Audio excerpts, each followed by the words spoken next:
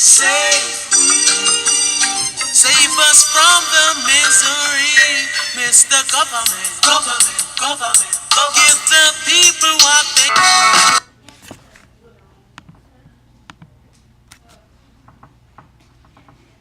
The debt resulting from the French and Indian War was nearly destroying the English government. You could say this is a very similar situation to our situation today. Every day in the news, you hear about the government arguing over the debt and spending. Political parties are both at a standstill, and negotiation and compromise is slow coming. That song that you heard was sung by the colonists in response to British actions.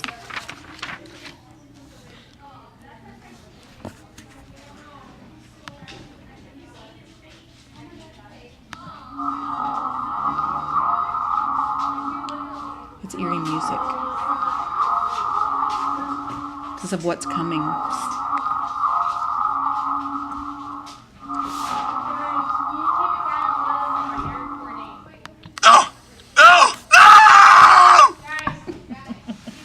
All right, let's review the problem and solution facing Britain and the colonists. The problem: how will Britain pay off its debt? The solution: Britain will start taxing the colonists. What a scary thought for colonists. In reality, to most, it seemed only fair that the colonists pay for the war that was, in part, fought for them. It is important to note the note. You get it? It's important to note the note. I cracked myself up. Okay, back to the actual note. Citizens in England are already paying taxes, so this isn't just something they decided to do to the colonists. Taxes are an important part of any country because it's how the people pay for the government and its services. Prime Minister Grenville is the man responsible for this solution. He encouraged Parliament to pass the acts.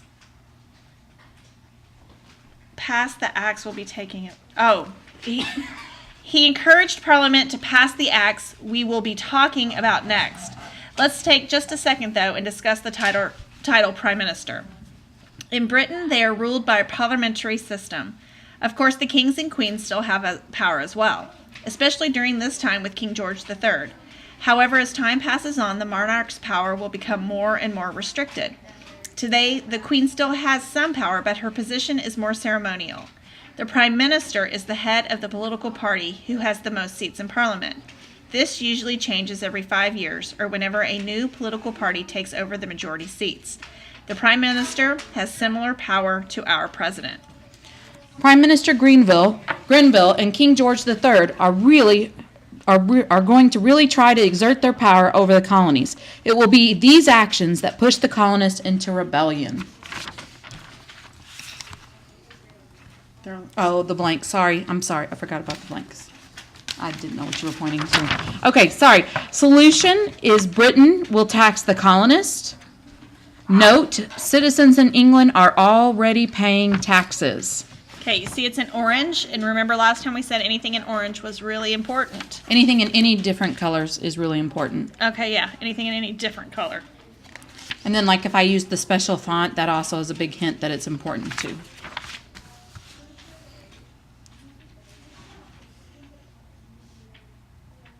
I'm trying to think about when to play the song. Okay, let's take a look at this. This act taxed sugar and molasses. It really impacted only a small portion of the United States, New England to be exact. You see, sugar and molasses are used to make rum, and most rum makers lived in the New England region. This also stopped colonists from printing their own money. By forcing the colonists to use the English pound, the government had more control over the money and making it easier to track tax money as well. Once again, free enterprise was being restricted by Britain. Harsher punishments were also put in place for smugglers. Smuggling was quite the growing business in the colonies. As more and more enforcement of English laws, like the Navigation Acts, took place, more and more of the colonists smuggled goods into the colonies. In other words, they snuck these goods in and hid them in secret rooms and passageways. These smugglers were denied jury trials, meaning only a judge would hear the case, and were treated guilty until proven innocent. Their ships could be searched at any time for smuggled goods, and their ships and goods could be taken by officials. All of this in one act. Can you imagine how the colonists felt? Let's find out. First, let's hear this wonderful song about the Sugar Act that the British made. Here we go. Sugar, oh honey, honey, you are my candy girl, and you got me wanting you, honey, oh sugar, sugar. Okay, here, this should say tax sugar and molasses. This is molasses right here.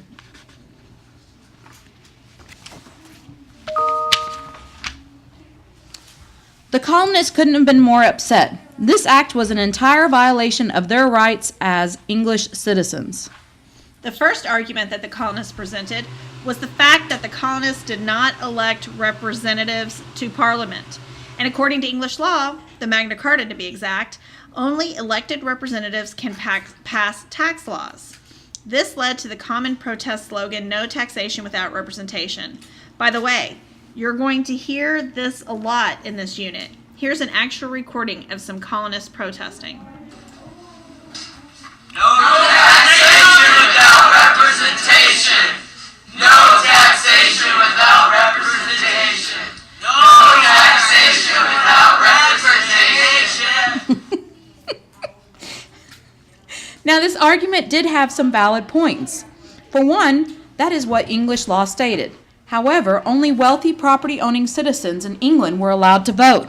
So most colonists wouldn't have been able to vote for a representative if they were still living in England. This kind of puts a hole through their argument. On the other hand, the colonists were willing to be taxed by their own colonial assemblies. Note, this fight against taxes is never really about the money. I'm sure the colonists would rather not have to give up that money, but it was more the principle of being taxed without having representation in Parliament, a violation of their rights as English citizens. Let me say that one more time. It is not about the money. It's not about the amount of tax. Not allowing smugglers' jury trials was another direct violation of English law. Juries are a group of your fellow citizens who decide whether you are guilty or innocent of the crime for which you are accused. People believe this is a much fairer trial than just having a judge decide the outcome. Now, that right was being taken away. Having a jury trial is a right that is guaranteed to us in our Bill of Rights today. Also, you are considered innocent until proven guilty. This act, though, treated everyone as guilty, and it was up to the person to prove themselves innocent. Searches and seizures without probable cause were yet another violation of rights the colonists faced. The colonists continued smuggling in their goods to avoid paying taxes. In fact, it only increased as a result of the passing of this act. Colonists also formed the Committees of Correspondence. This was a system set up to spread news of British action throughout the colonies. For the first time, we started to see the colonists unite together. Many colonists also agreed to boycott sugar and molasses. In other words, refusing to buy these goods. Boycotts were an excellent method of protesting. Not only were they peaceful and therefore used by more people, they still will have the greatest impact on getting Britain to make changes and even drop some of these taxes. We still use boycotts today. Just a few years ago, we were quite upset with France for not helping us attack Iraq and Afghanistan. So some people in America started to refuse to buy French-made products to show their disapproval of the French actions. Your blanks. The top one up here, it should say goes against English laws. No jury trial violates their rights as an English citizen. And then down here, colonies working together for the first time, and boycotts refusal to buy certain goods. Again, let us remind you that things that are in different colored fonts and things that are bolded are important, okay?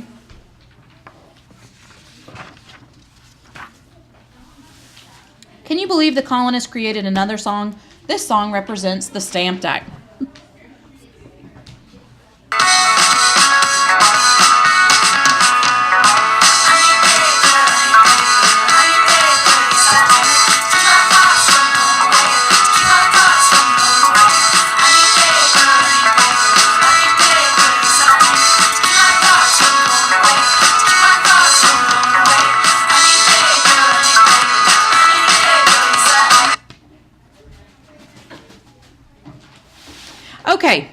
Minister Grenville was at it again. This time, his proposal and passage of the Stamp Act impacted many more people than the Sugar Act.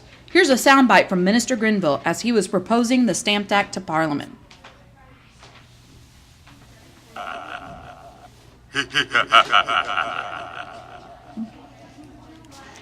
The Stamp Act taxed all kinds of legal documents, marriage licenses, diplomas, and wills. Also, newspapers, pamphlets, which were like small books, and playing cards. As you can tell, this taxed many more items than the Sugar Act, therefore affecting many colonists. Basically, the stamp was your proof that you paid that tax. Check out these elaborate stamps. Look at these. They're all up here. These were stamps that you would receive on the item that you that you purchased and then paid the tax on. If you refused to pay the tax, you could be thrown in jail or pay a hefty fine. Did you know that this still happens today? The Internal Revenue Service, or the IRS, makes sure you pay your taxes every year. And if you don't, they put you in jail and charge you more money. Prime Minister Grenville really felt that the Stamp Act was justified since the citizens in England were already paying much higher taxes. And remember, if these colonists were still living in England, they would not only be paying these higher taxes, but they probably wouldn't be wealthy enough to vote. Okay, let's review your blanks real quick. Up here is tax legal documents and marriage license, diplomas, and wills, etc. It also, yeah, that's it. Okay, all right, let's move on. Okay, the colonists once again were outraged at this latest action of Parliament. They continued their protest through boycotts and yelling no taxation without representation. Some of our most famous founding fathers gathered together and formed the secret society Sons of Liberty in Massachusetts. Some of its most famous members include Sam Adams, John Hancock, and Paul Revere. I would use the terms extremists and radical to describe the Sons of Liberty. They resorted to violence quite often. This included burning down tax collectors' homes and constant threats. Not only that, they would tar and feather the tax collectors. Can you imagine having hot, sticky, burning tar poured on you and then feathers poured over that? Not only would it be mortifyingly embarrassing, but also extremely painful. One of the threatening actions they would take is hanging a dummy dressed like the tax collector from a noose outside their homes. This would be similar to threatening someone's life. Many tax collectors packed it up and moved back to England. Some more peaceful actions, including the formation of the Stamp Act Congress. This involved delegates from 9 different colonies meeting and uniting together. This group, with the help of Patrick Henry, wrote resolutions to Parliament pointing out how the Stamp Act violated their rights as English citizens, and petitioning or asking Parliament to repeal or get rid of the Stamp Act. Eventually, Parliament gives in. You see, those boycotts we were talking about were hurting British merchants. These merchants, in turn, begged the British government to help them out because they were losing so much money. Parliament repealed the Stamp Act. At the same time, Parliament passed the Declaratory Act. This basically said that even though the British government, took back the Stamp Act, they still had the right to pass laws for the colonies. The colonists were thrilled. They felt that they had proven their point to Britain. Here's some more of those protests again, though. I just wanted you to hear this. No taxation without representation. No taxation without representation. No taxation without representation. Okay, let's review your blanks here. Continued protest, boycotts, and no taxation without representation. Here we should have 9 colonies united together. And then down here, Parliament repeals the Stamp Act because British merchants were suffering from boycotts. And here, Parliament still had the right to make laws for the colonies. They still had the right to make laws for the colonies. All right, here's a political cartoon. Take a look at this funeral procession for the death of the Stamp Act. Really pay attention to the details. So what you're going to do is you're basically going to annotate this. You're going to write all over it. What do you see? What do you think it means? So that you're prepared to discuss this in class. After the failure of the Stamp Act and the passing of the Declaratory Act, Britain decided to take action. Britain sends soldiers to the colonies to help enforce the tax laws. They felt this extreme action was required, being that the colonists were refusing to pay their taxes and threatening the tax collectors. To make matters worse, the British decided the colonists should have to house and feed these soldiers and pay for the additional costs. Here's the song the soldiers sang on their way to colonist homes. It's a very musical bunch here.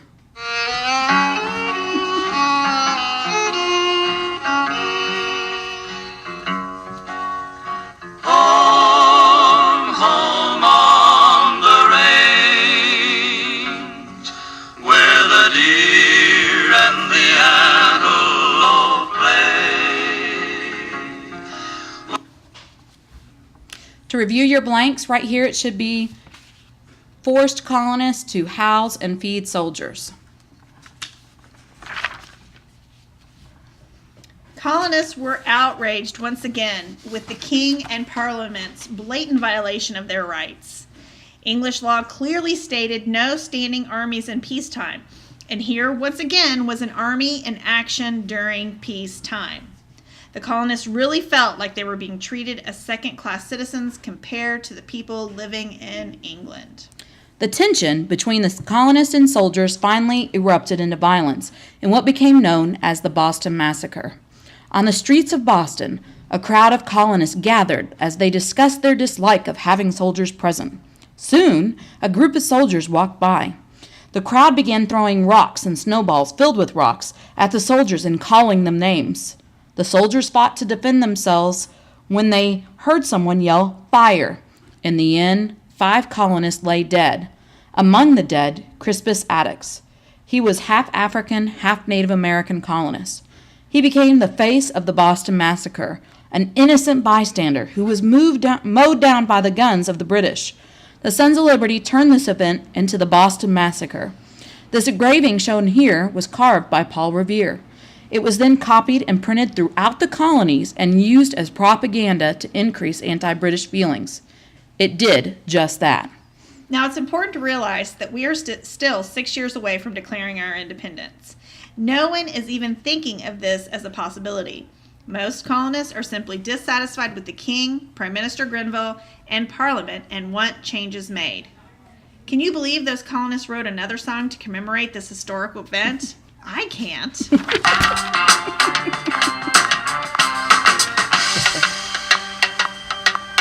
I shot the sheriff, but I swear it was in self-defense. I shot the sheriff, and they say it is a capital offense.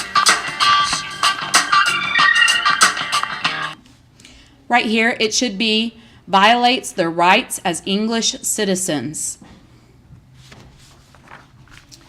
In 1767, the British passed yet another tax on the colonists. This time, it was the Townshend Acts. This taxed other daily goods like glass, lead, paper, paint, and tea.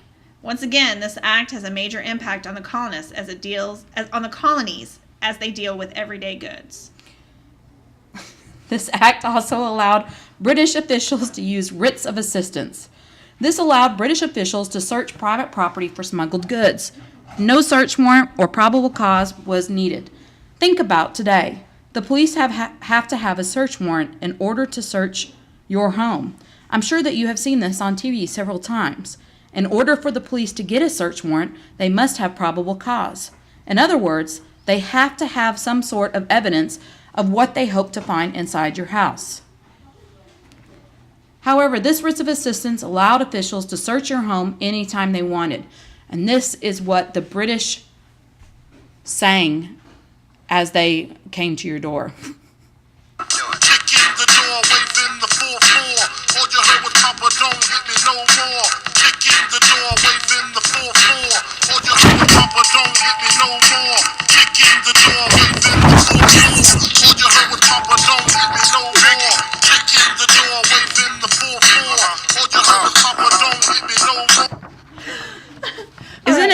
amazing that rap was around back then? I bet you didn't know that. All right, your blank here should say, used by British officials, allowed British officials to search for smuggled goods. Colonists continue boycotts and even take it a step further. By signing non-importation agreements, colonists were sending a direct message to the king and parliament. Stop taxation without representation. It wasn't only the men who protested British actions. The women also gathered together to form the Daughters of Liberty. They tended to be more peaceful than their male counterparts. Mercy Otis Warren was one of the most famous anti-British women. She wrote plays and poems in which she opposed British actions and made fun of some of the British officials.